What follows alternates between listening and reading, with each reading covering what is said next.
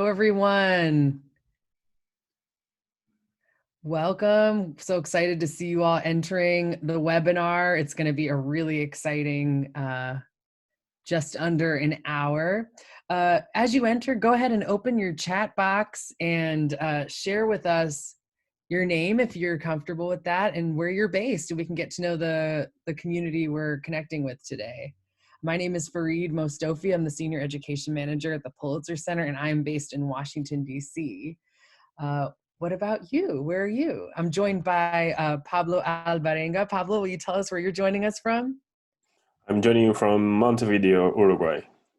All right. We have DC, we have Uruguay, we have Milwaukee, Texas, Boston, Massachusetts. Beatrix, good to see you. Shannon from Wisconsin, good to see you. Alejandra from the Dominican Republic, good to see you. Roswell, Georgia. Excellent, from all over the world today, which is exciting because we definitely are going to need all of our perspectives as we explore this important topic.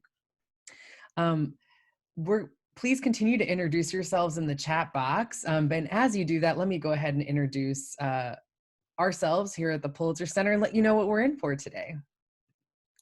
So for a few minutes, we're just going to make sure you are comfortable using this Zoom webinar platform to get all your questions answered and all your ideas shared. And then also to let you know a little bit about the Pulitzer Center. And then quickly, we will turn the floor over to Pablo, who is our special guest today and has a really incredible presentation set up for you. We'll make sure to leave plenty of time for you all to converse with each other, and then we'll close with a short survey.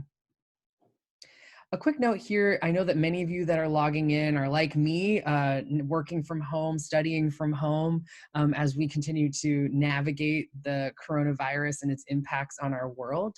We want you to know that we're here for you all, students, teachers, anyone joining today. We've got resources on our site that we're using to try to stay connected and support you in any way we can. But if you have an idea of how the Pulitzer Center can support, please reach out to us at the email here on the screen.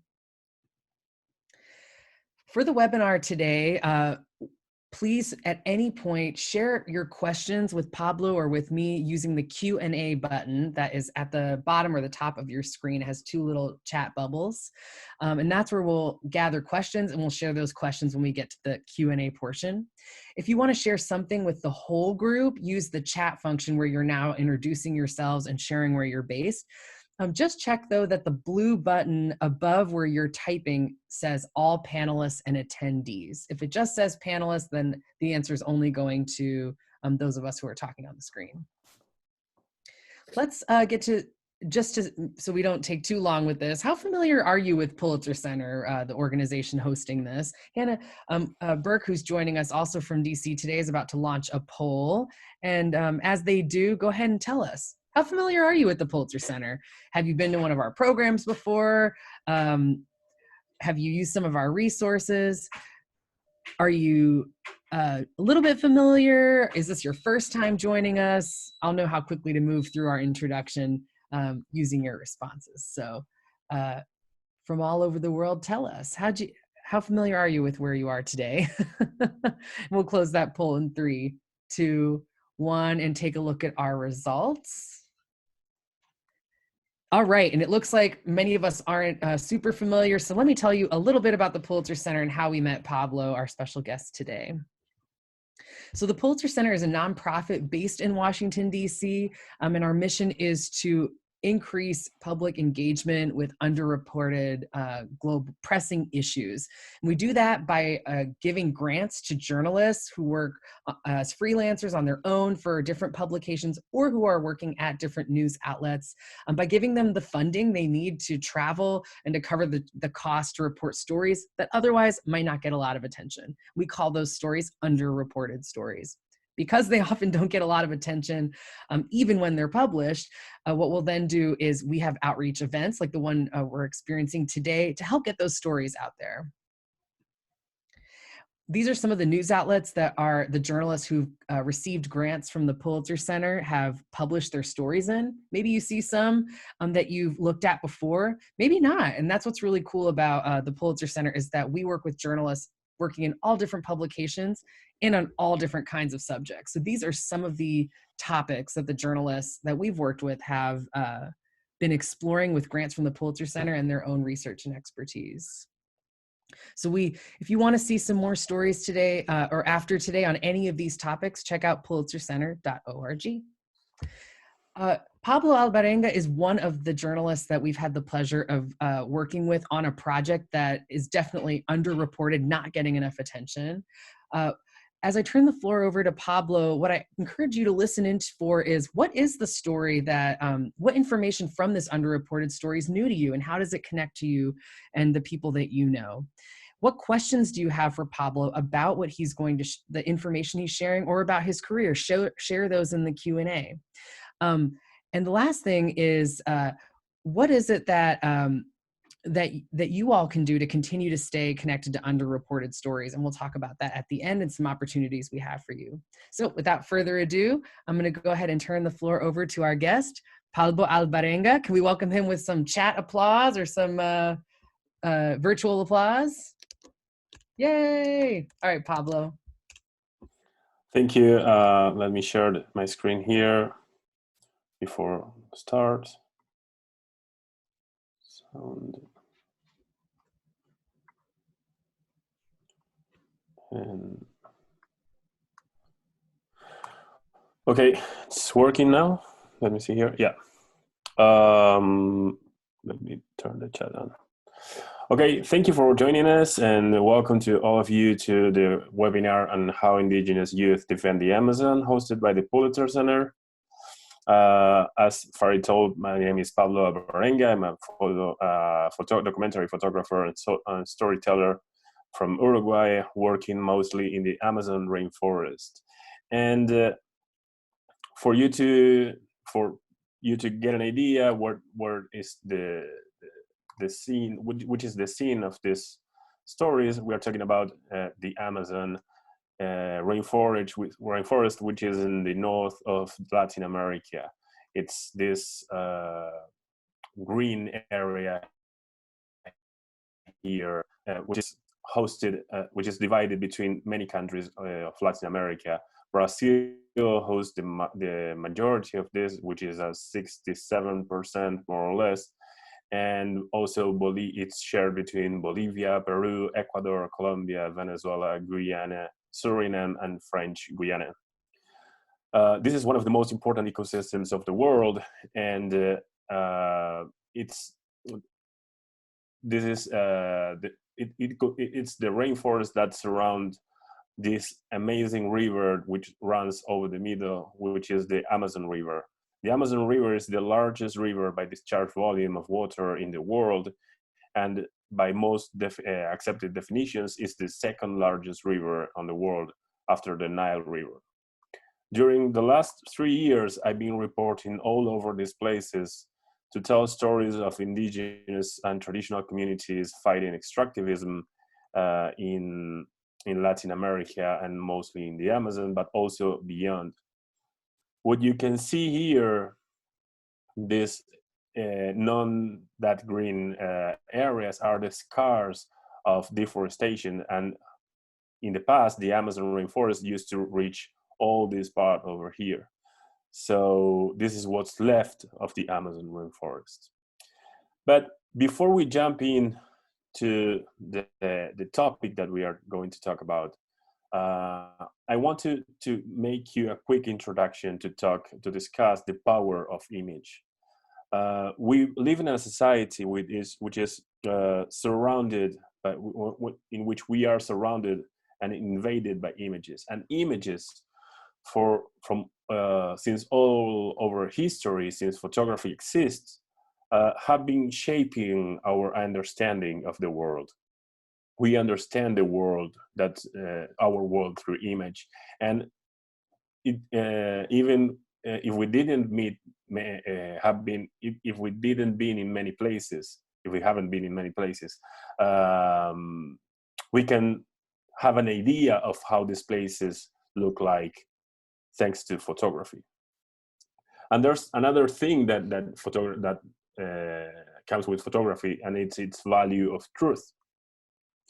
we tend to believe that if there is a photo of something, that moment has existed in time and is like the photo shows. So that being told, I want you now to visually think about the Amazon rainforest. And I want you to write on the chat, which is the first thing that comes to your mind when you think about the Amazon rainforest.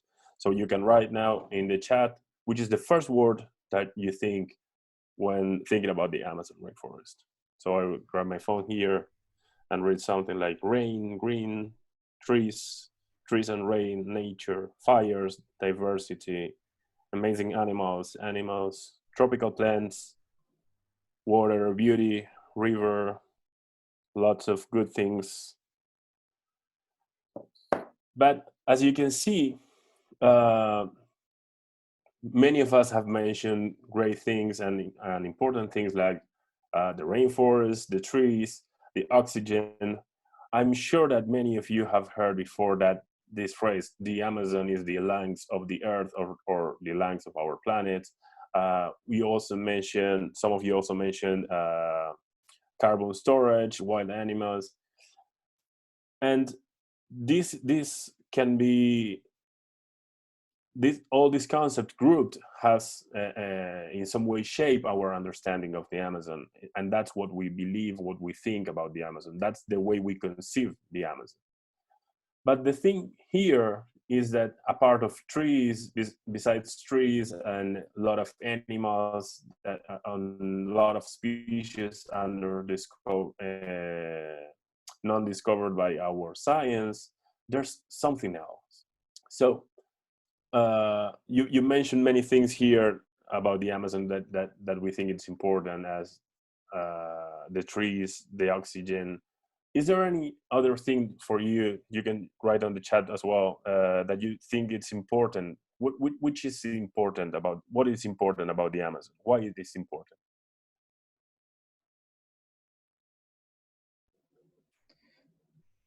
The animals in the Amazon we're seeing are important. It's home to people, resources. We get a lot of air from it. Yeah, that's true. The unique species, oxygen, Joelle says. Claire is saying it, reminding us it has a lot of resources. Micah is suggesting one of them is wood. How'd we do, Pablo? Great. Again, I insist that in this narrative, something is missing. And I will tell you a short story. When I was at school, when I was a child, I didn't have idea how deforestation looked like. And I only had images in books, and internet at that time was already an idea. During my education at school, we discussed about rainforest and its destruction, but we didn't talk about the people who inhabit this place. And we didn't talk about the indigenous and traditional populations living in this place and being affected by these issues. So to me, that's a big failure in how we tell the stories about the Amazon, because if we only focus on trees and oxygen and the importance of the Amazon for us, we are forgetting one thing that it's key and it's really important, and it's the people who lives there. So what about the people? One of part of my job is to get closer to the stories, to go beyond that huge wall of trees, of green trees, to see and to pay attention to the people. Did you know that 30 million people live in the Amazon region? That's too much. And it's also important apart from trees, oxygen, and all those kind of things. So I'm reading some whoa here. I'm glad that you are surprised about this. So the thing is that the Amazon is facing a big problem, and it's being destroyed because companies are trying to get benefit from its natural resources. But as some of you mentioned there, it's finite natural resources. So mainly agriculture and cattle is the main cause of deforestation. But if we look deeper, there's another layer which is really important, and it has to do with land tenure. Talking about Mato Grosso do Sul, less than 1% of the landowners control almost half the land available for agricultural purposes. So this leaves almost no space for indigenous people who are living in these places. So this has a direct impact in their lives. But the thing here is that these are underreported stories, because we all know about the fires, and when the fires took place, many of us have access to a lot of images about fire and about the Amazon burning, but nobody was talking about the people. So to give you some numbers, between 2003 and 2016, more than 1,000 indigenous were killed, or directly or indirectly, because of this conflict. And in Mato Grosso do Sul is the most deadly state of Brazil regarding this conflict, regarding indigenous.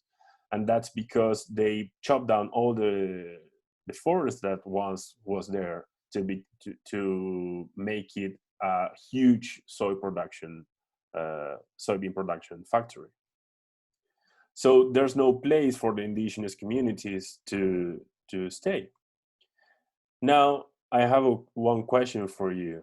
I want you to think of this problem, of this situation, and what would you do? I want you to think, what would you do in this situation? So here are some options, and I think that Hannah will make the poll, so you can answer. So you'll see a poll on your screen now, asking you, if you were a person who's originally from this land, seeing that more than half of it is now being used for taking resources for other reasons, what would you do if you're originally from there? Would you stay and resist, work to keep it? Knowing that we saw in the slide over 1,000 indigenous people have died as a result of these conflicts, would you move to a new place, whether that's to advocate somewhere else and then come back, or to just move and live somewhere else? Or are you not sure? Go ahead and add your answers in 5, 4, 3, 2, and let's go ahead and see how we would respond. And it looks like we have a real variety here. About half of us would stay and work to keep the land, but others of us aren't sure or would consider moving. Pablo, how do our answers compare to what you learned? Well, the thing is that there's not like a correct answer.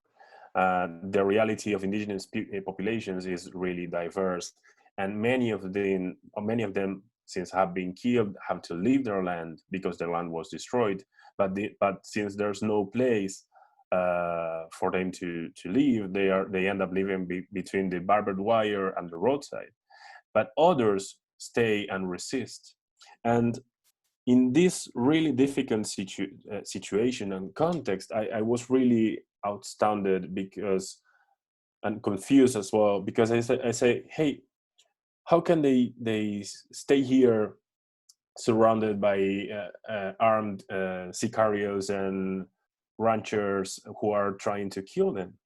And also the police is sometimes killing traditional populations. So what do they have that we don't understand, which are their motivations to really stay in these places and risk their life as they are doing?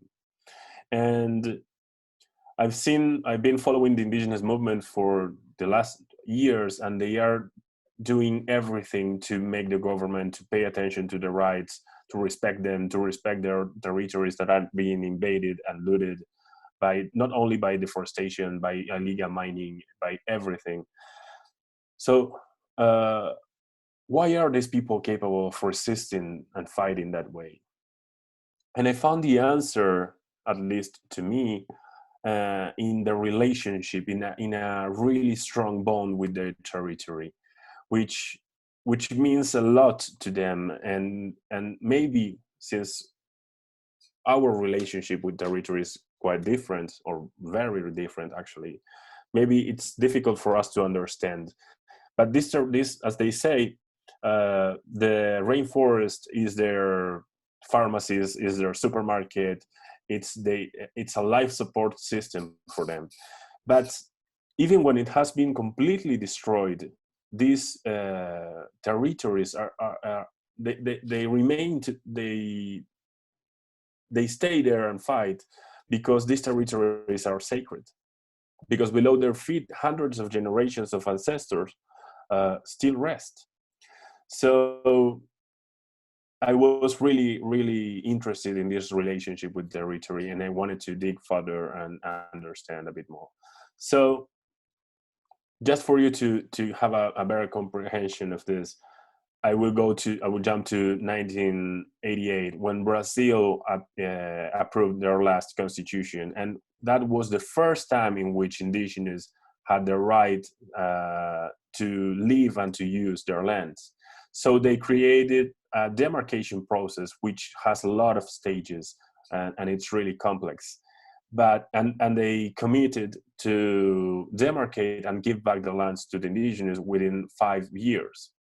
But until today, that's not happening. And to give you some numbers, in talking about Brazil, only 13 indigenous lands were demarcated, and the rest, which is 674, are still on that process of demarcation.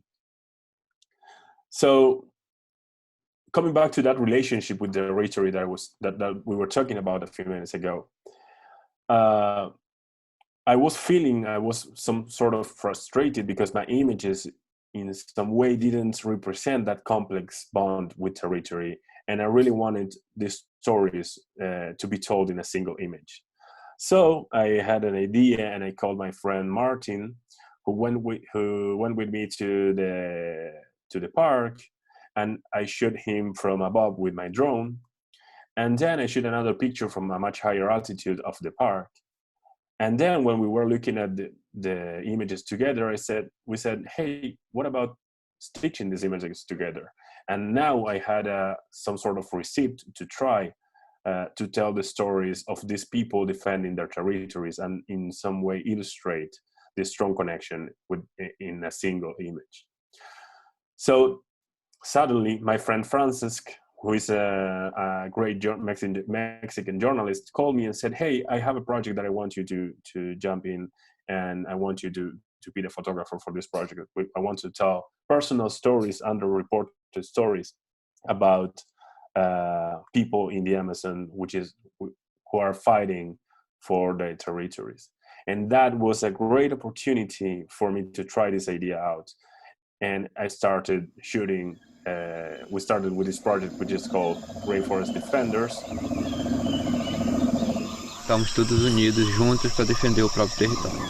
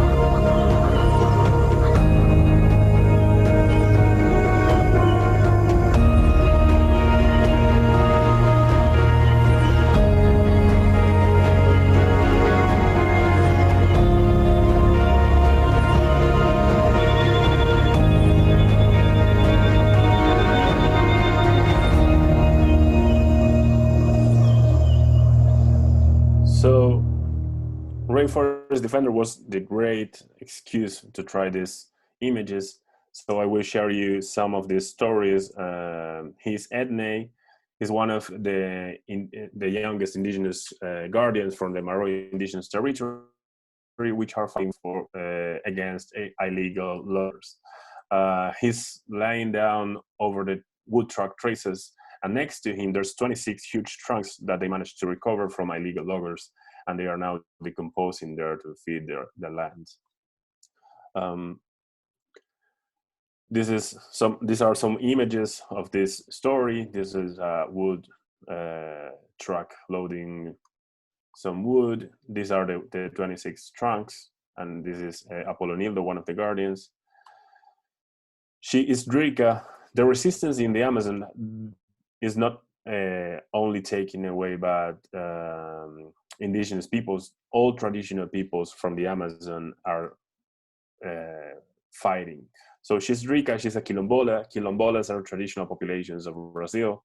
And quilombolas are descendants from African slaves that managed to escape to the rainforest and find refuge in the jungle so they can't be found.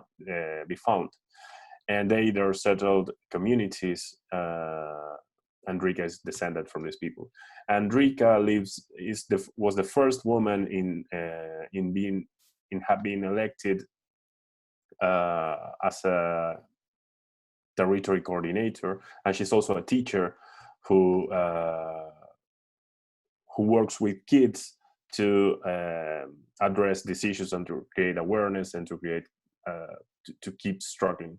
And the thing is that she lives next to a bauxite mine, which is next to their territory, which is huge. It has like 20 miles by 20 miles.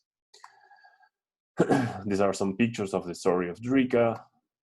She is Dani. She is an LGBT woman, and she lives in a rainforest which is surrounded by soybean fields. So she believes that fighting for her sexuality is also a tool for fighting for her territory. This is the exact border between the rainforest in which she lives and the soybean plantations. She is, the name is Quilombolas. Just answering a question for the chat. She is Tupi. She was the first indigenous woman from the Tupinamba people in addressing gender violence issue. And here I photograph her back with a body paint of a snake that means strength and resistance, because that's the territory that she defends, the indigenous woman body, and she fights against violence. She is Joanne. She's fighting against plastic pollution, and the thing is that in her village they consume a lot of plastic, and her neighbors burn this plastic. So she's trying to create some solutions to work with this. And finally, he is Nantu. He's from an Achuar indigenous from Ecuador, who's defending that huge and amazing rainforest. And what he does is to lead a project to develop a solar powered mean of transport, which are these canoes that are completely powered by sun energy. So Hannah and Farid, I have a video to show, but we are on the 22 minutes. What do you prefer to do? Can we, for those of us who are watching who might have questions about the film part of your reporting, could we see the beginning of this film, maybe the first 2 minutes? Okay.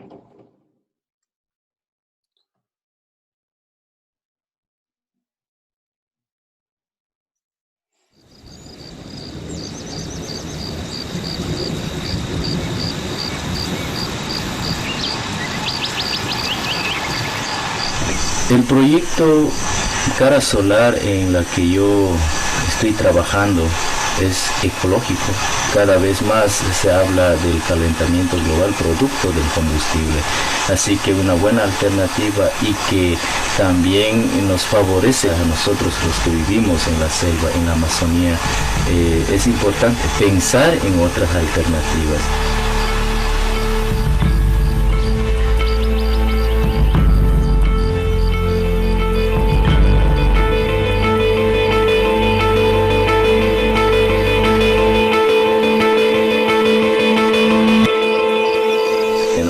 Compañeros integrantes en este proyecto Cara Solar, que es netamente para barcos solares Entonces ellos están súper dedicados a este proyecto, que están capacitándose y ellos quieren hacer. Debería dar, aquí debería dar el porcentaje. No convertiría, tiene que subir. 22.2 debería ser, entonces está bajo. Tal vez por el sol. Maya karma, ya cardi. No, que ya más. Ya maya cardi también. 11, 12, 11 y 12. Está subiendo. Está subiendo.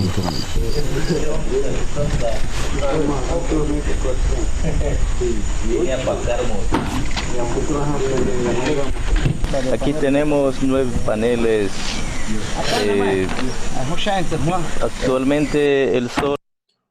Well, we'll continue here with the presentation. And then I can share with you the link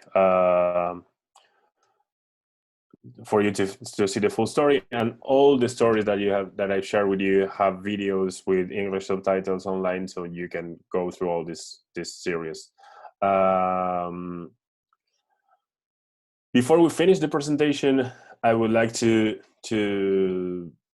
talk with you guys. I will stop my presentation presenting here to discuss a bit about what can we do. I will stop this presentation in order to have some sort of closer talking, even though we're talking through screens. But it is really frustrating to think in one only solution to solve all this big and complex issue. There is no one solution. So one good thing to do is to think of small things that we can do to contribute.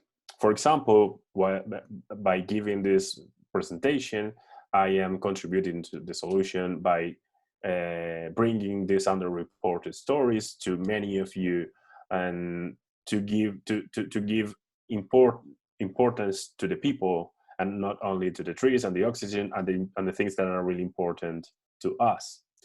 There's many things that we can do, but I would like you to share with us on the chat some of your thoughts and some of your ideas, because you are young people full of energy, and you have all the future in front of you, and of course you will have some great ideas. So I will be happy to read them, to have a look at these ideas on the chat. Farid, if you want to help me, it's okay. Sure. We are curious about if there's a way to help with money or donations, or working financially to support the communities fighting this issue.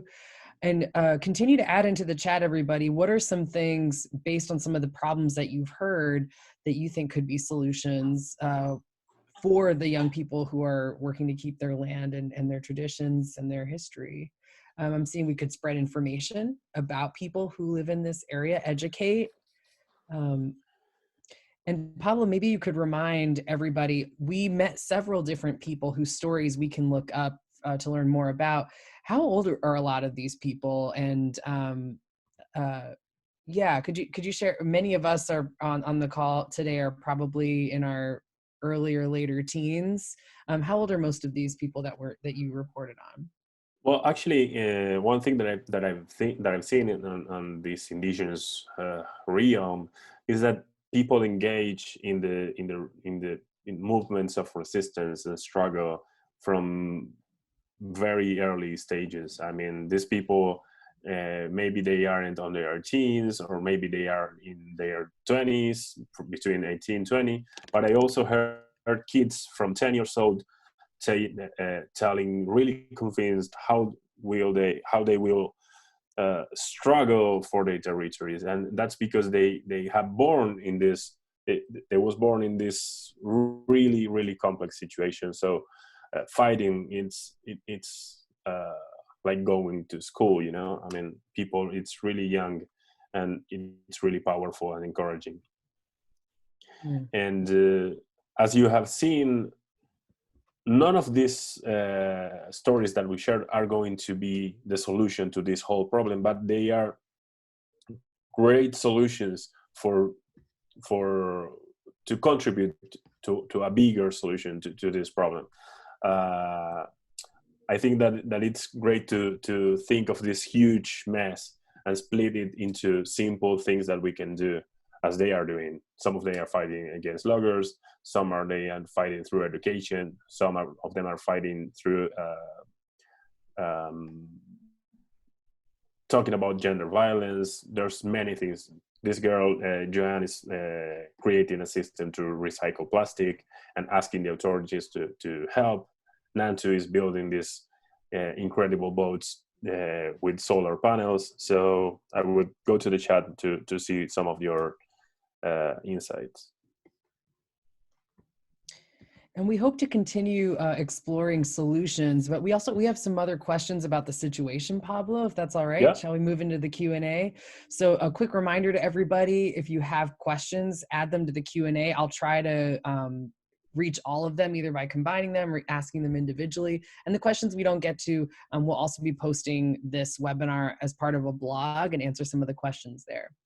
So the first question I have that's come through the chat, Pablo, I'm going to combine a question from Kristen and also from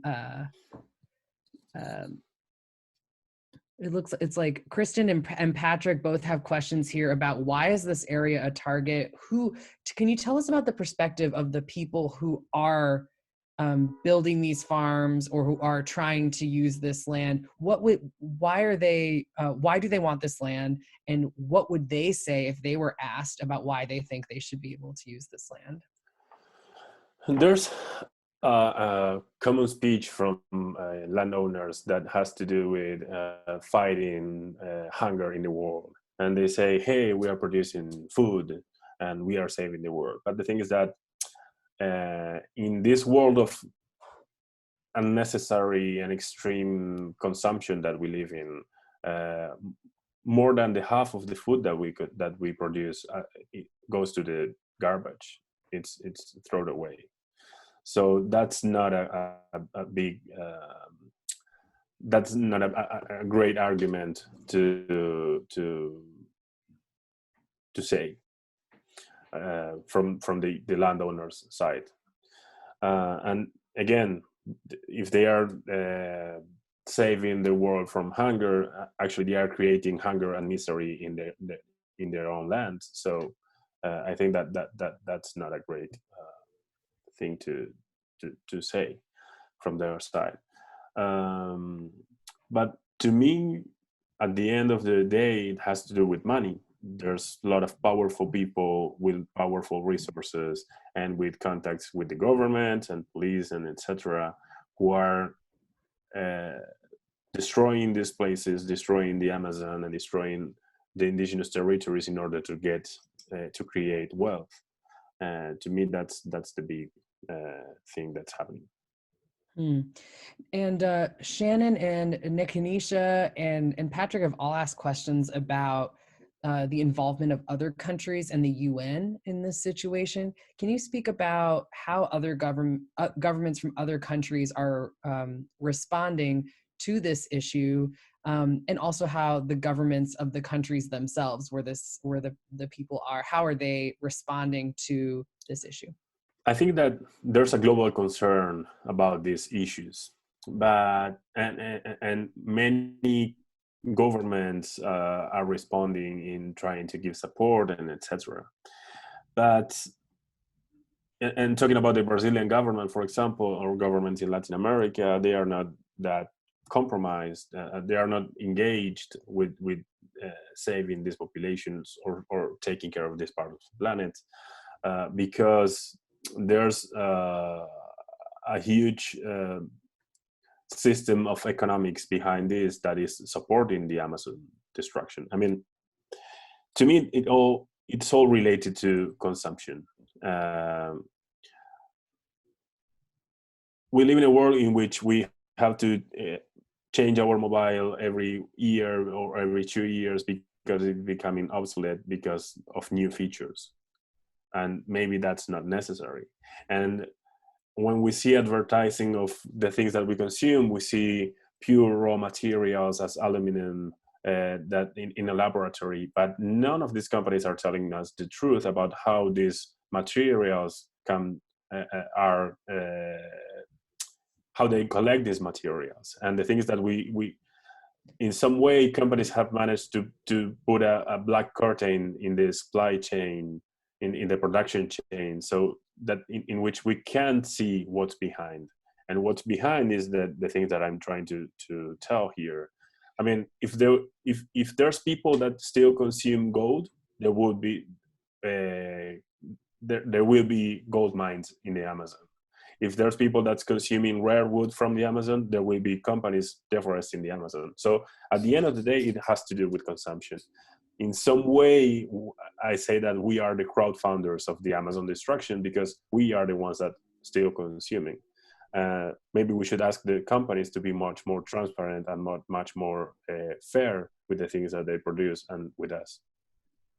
And on that, the what is being consumed from this land, the use of this land, can you remind us what are some of how much of this land is being used for farming? What are some of the things that are being taken from that land or farmed there? And how might we be connected to some of the products that are coming from these regions?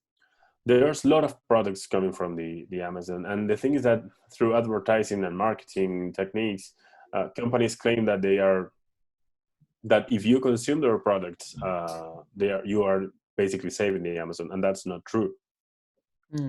One of I can speak about one of and I'm actually working and pitching this story to an outlet to work with it. I'm sure that many of you have tried Acai or Acai Bowls. This is a berry that's grown only in some wetlands in the Amazon. And the thing is that companies claim that if you buy these products, you are supporting they to plant trees and to take care of the Amazon. But the actual truth is that I've been there, and the communities that produce the traditional communities that produce these berries are really in bad conditions, and they have human development indexes that are comparable to countries that are in war like Afghanistan or Iraq. So, and they are in the Amazon with the entire forest to them. So I think that there's many products that we consume that come from the Amazon. Maybe we can do some research on the things that we consume to see where they come from.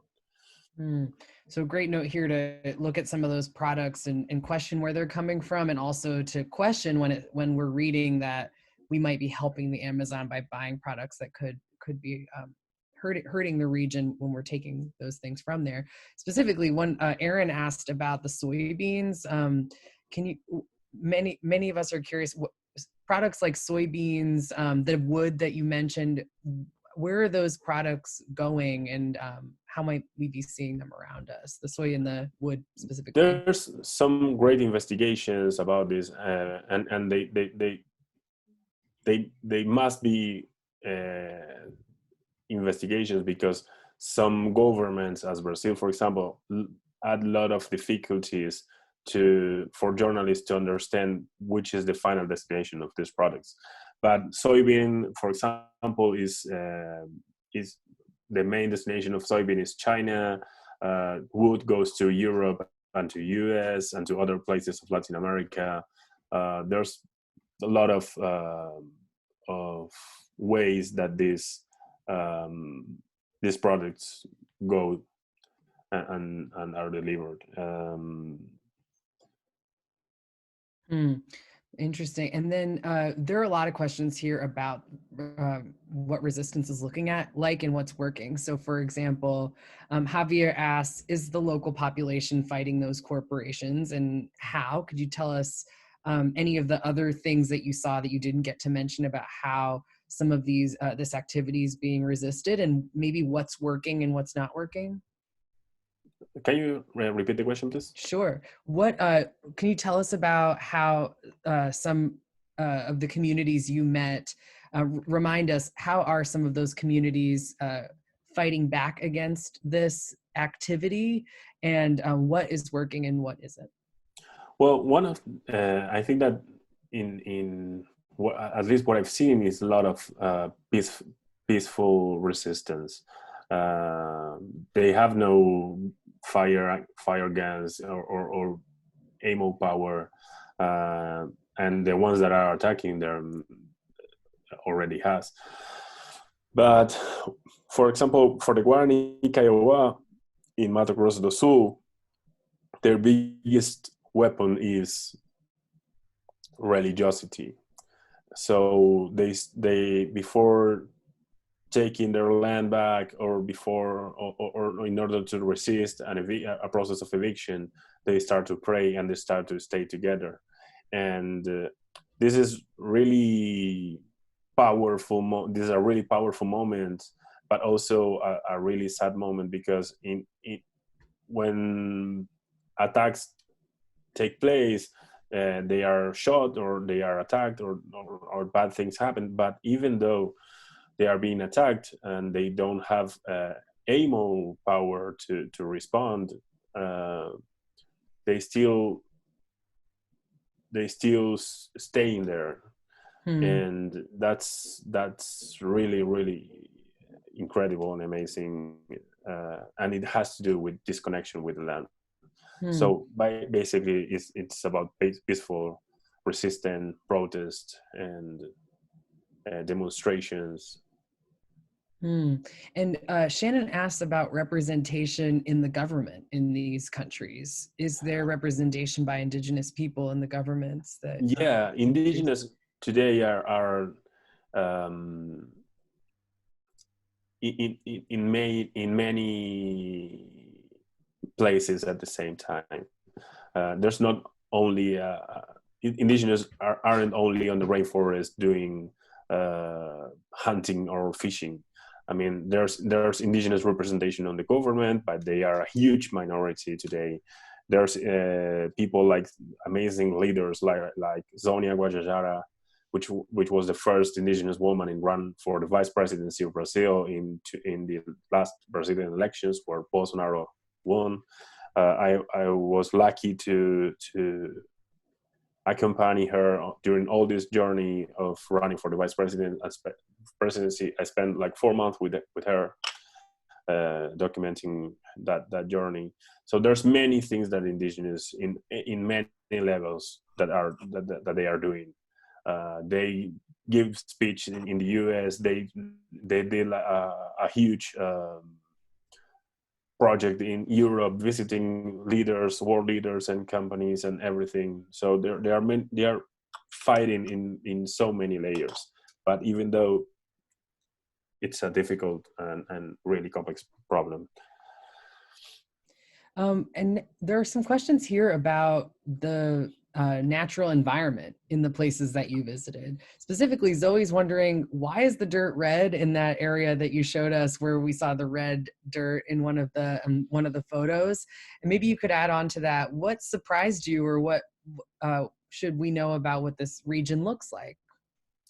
Well, it's I've been in many places in the Amazon, and they look really different. Regarding the red land, the land composition in different places changes its color because of its composition of minerals. And where this mine is set, the land is like this red. And since they are digging and working there, the land has this color, and is also staining the trees that are near the mine. But then there's places with huge amounts of biodiversity and animals and butterflies, like in Ecuador. For example, in Ecuador, in where Nantu is, that was the most amazing place that I've seen, and it's almost unique. I'm sorry, because it's the only place in the world in which mountains meet the rainforest. so the Los Andes mountains are there, and the rainforest, the Amazon rainforest, gets there. And it's said that in 1 square kilometer of this place, there's as much biodiversity that in North America. I haven't checked this, but this is Wow. a thing that they say, and it's really interesting. Even though that's not the number, or it's slightly different. I mean, I haven't seen in my life so many different butterflies like in this place. This is an amazing place to see and to Fantastic. feel. So to wrap up, we have a few questions I'm going to try to bring together. So I'll ask them in a few parts. In general, a lot of us are wondering what can be done, in your opinion, as someone who's seen some of these issues, what can be done to help. And we have questions here from Fernando. Fernando's asking about the communities who are engaging in this activity, the farming, the logging. What can be done to prevent people from doing that? And he writes, when many of these entire communities and small cities have survived working on these economic activities. So could you speak about, at the community level and at the government level, what do you think could be done to combat some of the using of this land? Sorry, I think I missed the last part. So what do you think the government should be doing differently? And also for those people who are farming or who are logging, we had a question, some of those people, if they would say that's their livelihood, what could they be doing differently? I think that from the government side, at this moment, there's a big interest on doing things differently. Also with this moment that we are facing with the pandemic, many indigenous communities that are in some way isolated are getting cases and deaths because of coronavirus. And that's because the government is promoting through decrees and laws that logging or illegal or mining can be done. So there's a lot of things happening, and at a government level, there's a big interest. Also, Bolsonaro itself has, in all his public presentations, he was really racist with indigenous, and I think that there's not a big interest. From the company side, same thing. Also, these communities are so affected in some ways that they are starving, and they end up working in these companies because they don't have any other option to stay on their territories. I was thinking, and this is related to another question that kids asked before, and it has to do with consumption, and maybe some way to identify potentially dangerous product that could be affecting the Amazon is to think, if this product is not produced here locally, and it's a rare product that's coming from who knows, that could be potentially a product that could be compromising someone's reality, someone's lives, because in this amazing world in which we live, where we can consume things, really rare things coming from who knows where, I don't know if there's a necessity of that products to travel all over the sea to reach another continent. And I think that maybe that could be a good thing to think about.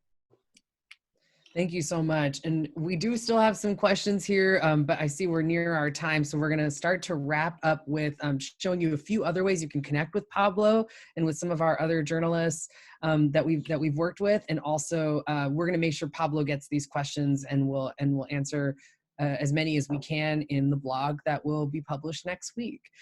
So Pablo, thank you so much. An enormous applause for you. Thank you. So please applaud in the chat here.